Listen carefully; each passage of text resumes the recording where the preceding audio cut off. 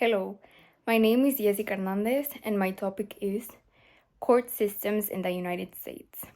So, the court system of the United States dates back to 1789 with the Judiciary Act, which is a precedent to establish the judicial courts of the United States, which is a precedent to the system in itself. This act was signed by President George Washington, who was the first president of the United States of America, on September 24th, 1789.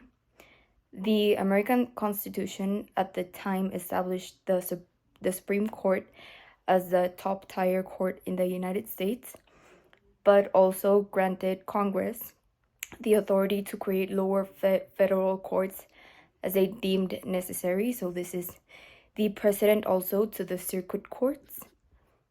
Congress made several decisions and regulations, including that Congress could regulate the jurisdiction of all federal courts, federal district courts, and circuit courts would have a specific limited jurisdiction, and the Supreme Court would have the original jurisdiction provided in the Constitution.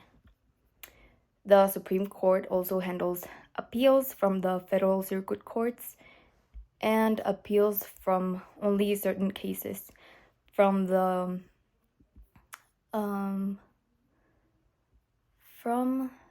district courts.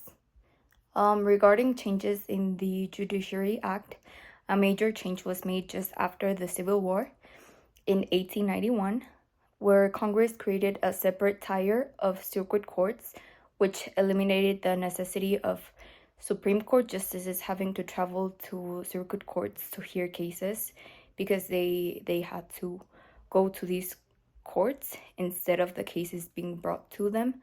The structure of the courts has not been changed since this modification in 1891. The federal court system has three main levels, which are the district courts or the trial courts, and the circuit courts, which are the first level of appeal, and the Supreme Court of the United States, which I've already mentioned. There are currently 94 district courts, 13 circuit courts, and only one Supreme Court in the United States. There is a difference between federal courts and state courts. The primary difference between those two is one will take civil cases opposed to criminal cases, which can be heard in the federal system. The federal courts also have limited jurisdiction. They can only hear cases that are authorized by the Constitution or the federal statutes. The federal district court is where the cases start their procedure arising under federal statutes, the Constitution, or treaties. Also, the overlapping of jurisdiction of state courts may occur with that of federal courts, meaning that these cases can be heard in both of them.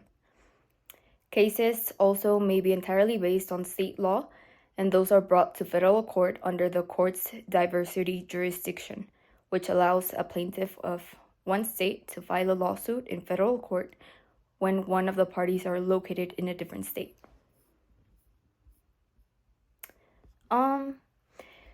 Regarding district courts, these are the general trial courts of the federal court system.